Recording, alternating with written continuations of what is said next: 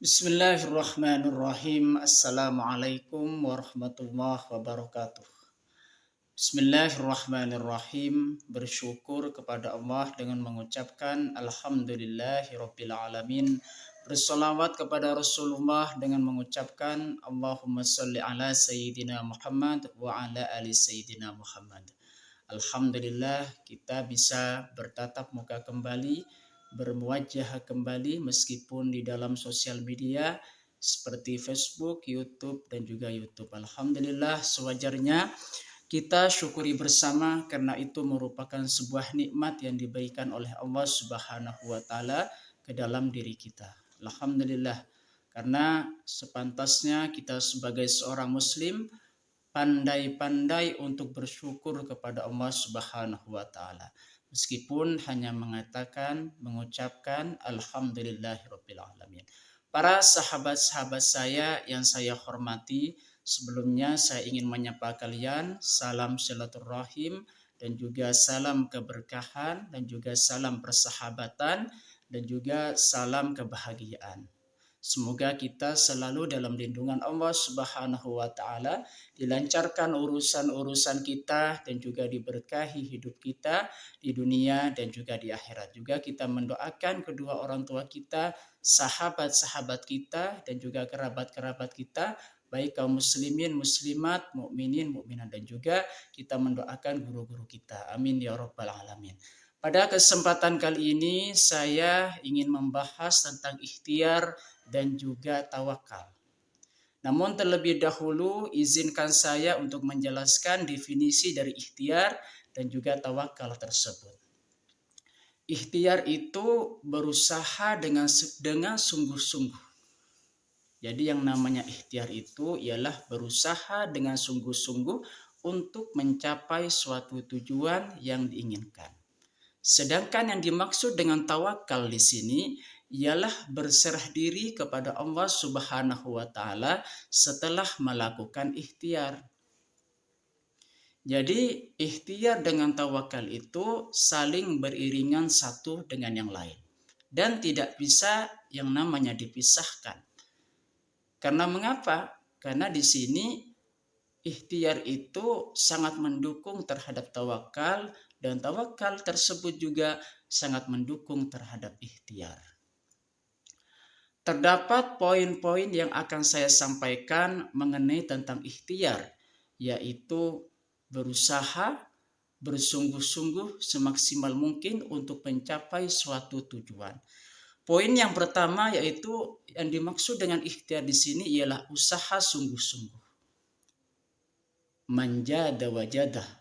Barang siapa yang bersungguh-sungguh pasti dia dapat. Dalam melakukan suatu aktivitas setiap hari, kita selalu dihadapkan yang namanya tantangan. Maka setiap tantangan itu ada yang namanya kesulitan. Oleh sebab itu, setiap orang yang mengalami yang namanya tantangan, setiap orang yang mengalami yang namanya kesulitan, maka teruslah bangkit dan berikan sebuah solusi dari masalah yang dihadapi.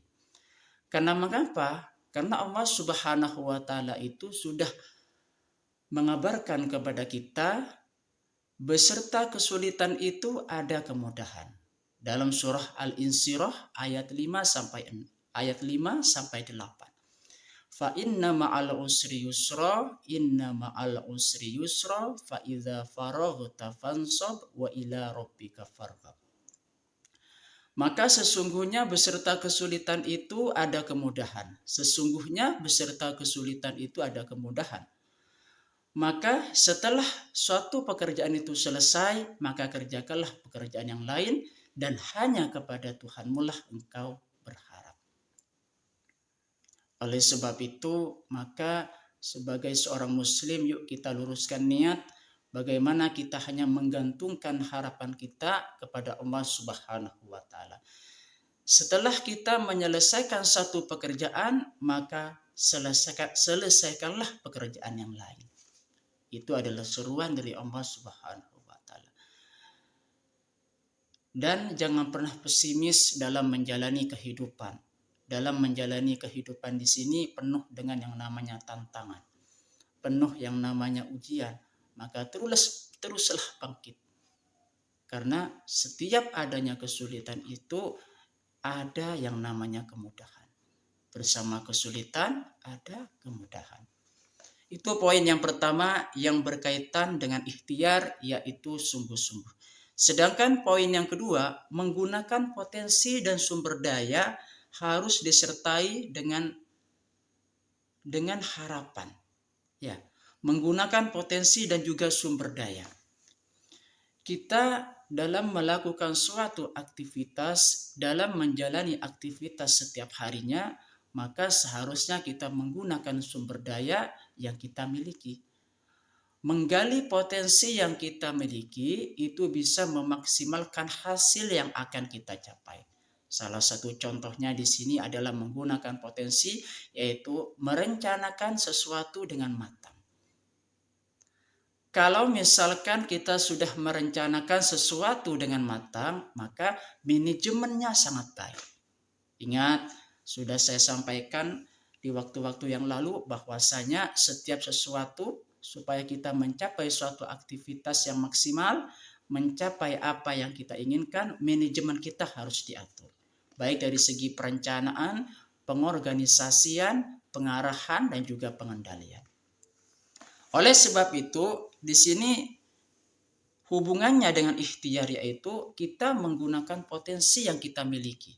Menggali potensi yang kita miliki sehingga kita membuat perencanaan yang matang, sehingga dengan perencanaan yang matang itulah maka harapan kita akan tercapai. Amin ya rabbal alamin.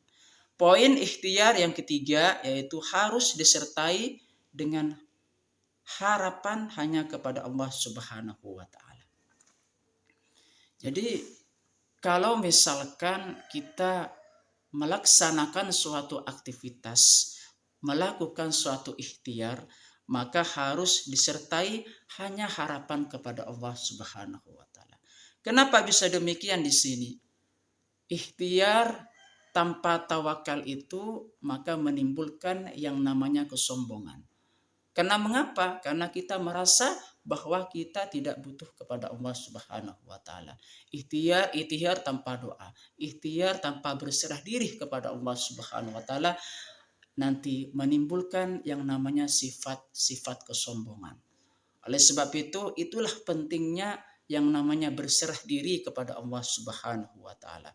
Makanya setiap ikhtiar itu harus disertai yang namanya harapan hanya kepada Allah Subhanahu wa ta'ala. Wa ila rabbika farghab, dan hanya kepada Tuhanmu lah engkau berharap. Sedangkan tawakal tanpa ikhtiar itu menjadi sia-sia. Kenapa bisa demikian? Karena Allah Subhanahu wa ta'ala sudah memerintahkan kepada kita supaya berusaha. Usaha dan juga usaha. Kalau sudah selesai melaksanakan suatu usaha yang satu, maka pindah kepada usaha yang lain. Itu adalah perintah kita untuk kita berikhtiar. Makanya saya katakan tadi, tawakal tanpa ikhtiar itu sia-sia. Oleh sebab itu yuk kita bertawakal, berikhtiar, dan juga bertawakal harus selalu beriringan. Agar supaya kita mendapatkan yang namanya cita-cita kita, dan kita bisa mendapatkan harapan-harapan kita ke depan. Jangan lupa, hanya kepada Tuhanmu lah engkau berharap. Hanya kepada Allah lah engkau berharap. Itu tentang poin tentang ikhtiar. Sedangkan poin tentang tawakal. Tawakal itu ialah berserah diri kepada Allah Subhanahu wa ta'ala. Pentingnya kita bertawakal itu, maka kita tidak memunculkan yang namanya sifat-sifat sombong. Karena mengapa? Karena kita sudah bertawakal, berserah diri sepenuhnya kepada Allah Subhanahu wa ta'ala setelah melakukan ikhtiar. Poin-poin tawakal yang pertama di sini ialah berserah diri kepada Allah Subhanahu wa ta'ala. Poin yang kedua, menyerahkan sepenuhnya kepada Allah Subhanahu wa ta'ala setelah kita berikhtiar. Jadi di sini ialah poinnya, kalau poin tawakal di sini kita sepenuhnya menyerahkan hasilnya kepada Allah Subhanahu wa ta'ala setelah kita berikhtiar. Sebelum berikhtiar, jangan lupa berdoa supaya kita menggantungkan hanya harapan kepada Allah Subhanahu wa taala. Setelah berikhtiar, berdoa lagi supaya Allah Subhanahu wa taala memberikan yang terbaik di dalam usaha atau pekerjaan yang kita lakukan. Sebab itu yuk kita mulai meniatkan lurus kita supaya kita hanya berserah diri kepada Allah Subhanahu wa taala setelah kita berikhtiar. Supaya kita maksimal pencapaian kita dan juga semoga Allah Subhanahu wa taala mengabulkan segala doa-doa kita, mengabulkan segala urusan-urusan yang belum kita tercapai dan juga kita mendoakan kedua orang tua kita, guru-guru kita, saudara-saudara kita, kaum muslimin, muslimat, mukminin dan juga mukminat. Terima kasih, salam undur dari saya. Terima kasih. Assalamualaikum warahmatullahi wabarakatuh.